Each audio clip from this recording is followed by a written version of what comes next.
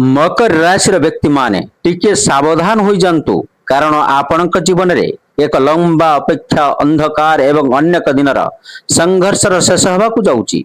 August मास शेष दिन गुड़िक आपण जीवन में तीनोटी बड़ शुभ परिवर्तन देखा जाई पारे। जो काम आपण दीर्घ दिन धरी अपेक्षा करुथिले सही काम रे गति आसी पारे। तेबे यह सहित गोटे सतर्कता एवं गोटे नकारात्मक संकेत मध्य रही। सेथिपाई भिडियोटी को शेष पर्यंत धैर्यर सह देखंतु।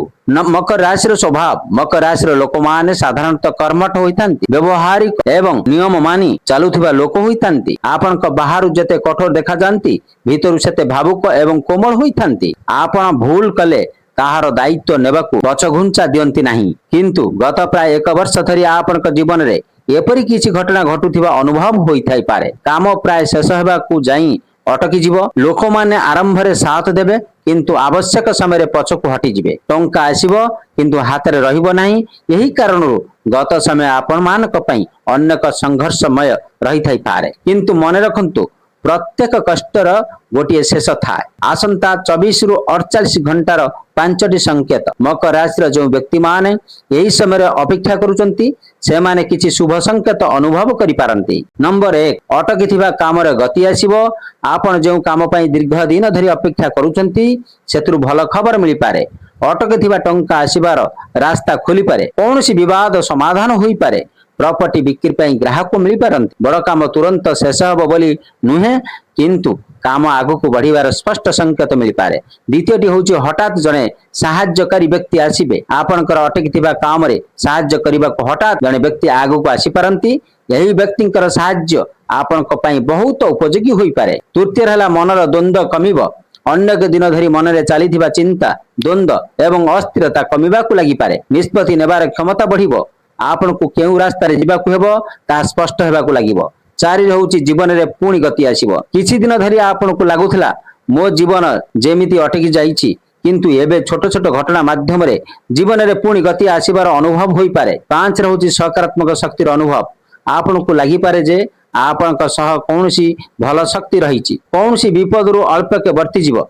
हठात भल खबर मिलिबा किंबा अटकी थिबा काम रे सहयोग मिलिबा ए सब को आपण शुभ संकेत भाव रे नै पारंती। आसंता 5 रु 7 दिन रे 3टी बड़ संकेत। नंबर 1 सतर्कता। अन्य को सहाय्य करी निजर क्षति करंतु नाही। आपनक मन भल थिबारु अन्य मान को सहाय्य करबा को आगु को आसंती किंतु एही समय रे अन्य को सहाय्य करबा समय रे निजर काम टंका किंबा समय को नष्ट करंतु नाही। जेतिकी संभव सेतिकी सहाय्य करंतु। मन रखंतु आपण काहार जीवनर दायित्व नै नाहंती। सतर्क 2 नकारात्मक चिंता रे दूरे रुहंतु। दीर्घ दिन रे असफलता जोगु आपनक चिंताधारा नकारात्मक होई पारे। केही सहाय्य करिबा को आसिले मध्य आपण भाबी पारंती यहा पछरे निश्चय किछि स्वार्थ अछि। एपरि चिंता आपनकर भल सुजोग को मध्य दूरे देई पारे। तेनु आसंता किछि दिन छोट छोट भल घटना को मध्य ध्यान दियंतु।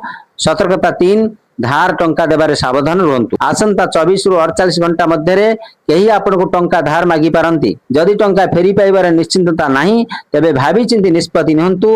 निजर आवश्यकता एवं आर्थिक स्थिति को प्रथमे देखंतु। चाकरी करुथिबा लोक मानक पई कोन रहिबो ना चाकरी करुथिबा मकर राशि व्यक्ति मानक पई समय भल रही पारे। आपनक काम रे प्रशंसा होई पारे। उच्च अधिकारीकर समर्थन मिल पारे। नुवा दायित्व मिल पारे। काम रे परिवर्तन किंबा स्थान परिवर्तन जोग मध्य देखा जाउची। किछि लोकंक पई पदोन्नतिर सुजोग मध्य आसी पारे किंतु पुराना भूल जेपरि पुणी हेबो नाही सेति पई सावधान रहंतु। एवं बेरोजगारंक पई जेउ मकर राशि युवक युवती माने दीर्घ दिन धरि चाकरी खोजुचंती सेमान मानक पई आशाजनक सुजोग आसी पारे। इंटरव्यू अपॉइंटमेंट किंबा जॉइनिंग संबंधी खबर मध्य मिली पारे। किंतु एठारे गोटे कथा मन रखंतु केवल भाग्य उपर बसी रहंतु नाही प्रयास जारी रखंतु। व्यवसायी मानक पई व्यवसाय करुथिया मकर राशि लोक माने वर्तमान चलीथिबा काम उपर ध्यान दियंतु। हठात बड़ परिवर्तन करिबा पूर्वरु भल भाव रे विचार करंतु। कपड़ा व्यवसाय हो प्रॉपर्टी संबंधी काम हो साधारण भाव रे भल फल मिली पारे किंतु बड़ निवेश करिबा पूर्वरु समस्त दिग जांच करंतु। टंका एवं खर्च एही समय टंकार आगमन भल होई पारे किंतु सेही सहित अनावश्यक खर्च मध्य बढ़ी पारे।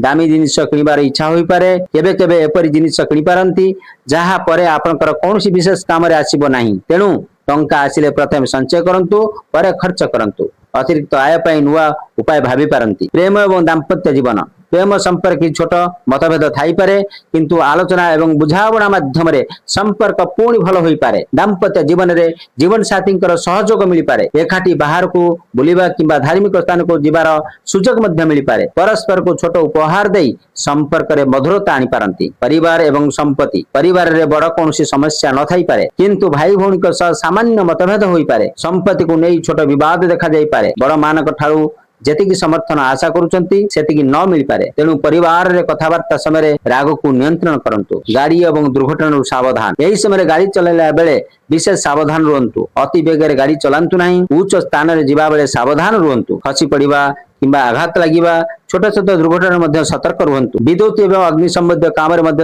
ଅସାବଧାନତା କରନ୍ତୁ ନାହିଁ। ସାବଧାନତା ହିଁ ସବୁଠାରୁ ବଡ ସୁରକ୍ଷା। କାଗଜ ପତ୍ର ଏବଂ ନିବେଶ କୌଣସି ପେପରରେ ସାଇନ କରିବା ପୂର୍ବରୁ ସମ୍ପୂର୍ଣ୍ଣ କାଗଜ ପତ୍ରକୁ ଭଲ ଭାବରେ ପଢନ୍ତୁ।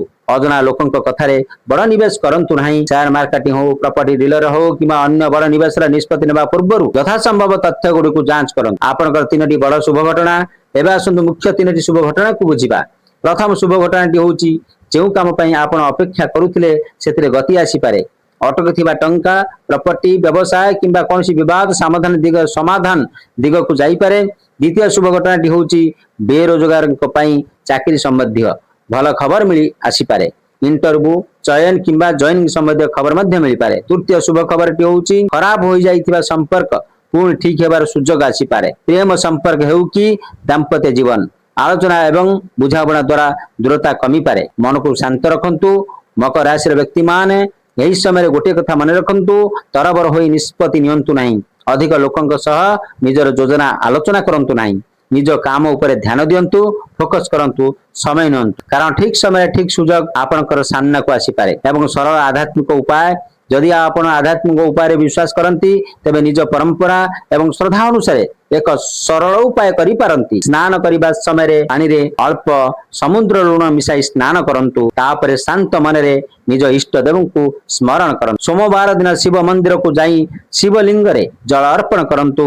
ଓಂ ନମ ଶିବାୟ ମନ୍ତ୍ର ଶ୍ରଦ୍ଧାର ସହ ଜପ କରନ୍ତୁ। ଏହି ସବୁକୁ ଶ୍ରଦ୍ଧାର ଅଂଶ ଭାବରେ କରନ୍ତୁ।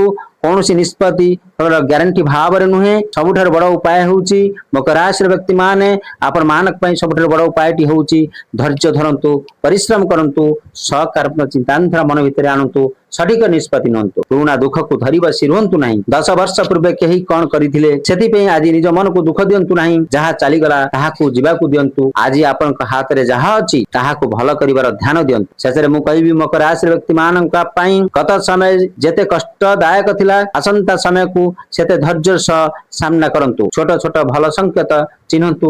ଅନାବଶ୍ୟକ ନକାରାତ୍ମକତାକୁ ଦୂରେଇ ରୁହନ୍ତୁ। ଅନ୍ୟକୁ ସାହାଯ୍ୟ କରନ୍ତୁ କିନ୍ତୁ ନିଜର କ୍ଷତି କରି ନୁହେଁ। ଟଙ୍କା ଧାର ଦେବାରେ ସାବଧାନ ରୁହନ୍ତୁ। ଗାଡି ଚଳାଇବା ସମୟରେ ନିୟମ ମାନନ୍ତୁ।